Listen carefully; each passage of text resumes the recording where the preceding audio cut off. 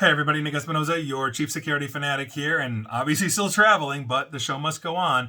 And in China news, that's what we're talking about. They just found a new sanctions loophole for high technology coming out of the United States, and quite frankly, this should worry us all. Now, Brandon Vigliarolo, my apologies, Brandon, of the Register had a really good and important write-up on this I think you should check out.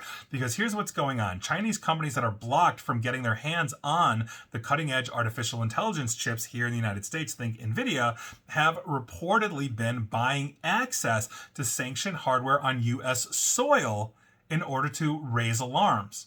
And so, or rather avoid raising alarms. So Alibaba, Chinese company, and Tencent, Chinese company, have reportedly chatted with NVIDIA about obtaining in some way or another export-controlled chips for use at data centers, and these pairs would operate in the United States, as well as China Telecom, who has been reportedly in talks with cloud providers to gain access to high-end AI hardware as well. So essentially, it sounds as though Alibaba, Tencent, and China Telecom want to rent or purchase American-based hardware to use within the United States in a way that essentially would get around the sanctions that the U.S. government has put on them. Now, TikTok parent ByteDance has also been caught up in this as well, as it's basically brought its U.S. infrastructure partner Oracle into the mix with it. ByteDance has reportedly been renting access to some of NVIDIA's best chips via Oracle. In other words, Oracle essentially, according to this article, is colluding with TikTok, which may very soon be banned if they don't sell, and it seems like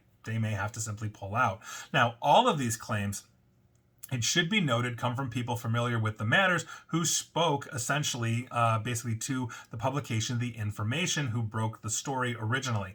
Now, the Register has also reached out, because I'm cribbing from them, to these companies to see to get more information, but only NVIDIA, the companies whose chips were the focus of the original story, responded. The U.S. has been involved in what could be described as a chip war for several years now, and that's largely involved multiple rounds of U.S. sanctions aimed at preventing chip designs and manufacturing hardware from making its way to the Chinese. Now, that's obviously a very tough sell, especially in a world of hacking and in a world where we can hop on a plane and within hours essentially be in mainland China. Of course, just because you sanction someone doesn't mean they'll comply too, right? So companies like Huawei have been caught exploiting export sanction loopholes to gain access to advanced chip designs, but advanced chip making equipment has been making it past sanctions as well. On top of this, the Biden administration has been trying to build a U.S. chip industry and keep it ahead of China's advanced chip making and combine it with sanctions that could really tip the scales towards the United States. I mean, most people on the security side of this and high technology side of this are huge fans of essentially this big push with the CHIP Act and everything else that is going on in the Biden administration, because aside from the fact it makes jobs, we become a major producer of chips around the world, something we are not right now, because 98% of all chip production is basically between Taiwan and South Korea. So we are late to the game, and it is predicted by virtue of the CHIP Act and the other things the Biden administration is doing at the moment. And again, that's not political. That's simply what's happening right now. So I don't want to hear that you hate Biden or love the guy or whatever. That's not why I'm saying that. It's simply the facts on the ground. And it is predicted that the United States will reach a 28% share of the world's top semiconductors by 2032. That's like 8 years from now. And China will be at 2%.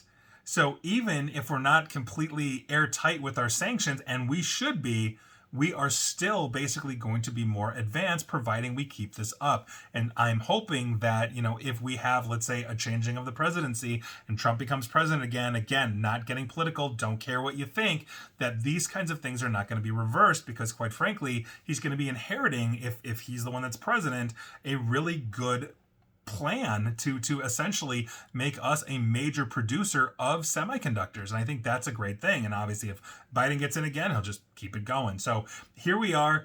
I'm very curious to see where this goes, but we have to basically close these loopholes and not allow China to have any kind of advantage. And so that is your hopeful, I guess, news of the day. And please like, share, follow me here on Facebook and Twitter at NickAESP. And please feel free to subscribe to me at YouTube as well. And as always, stay safe, stay online, and please attempt to stay private. Thanks, everybody.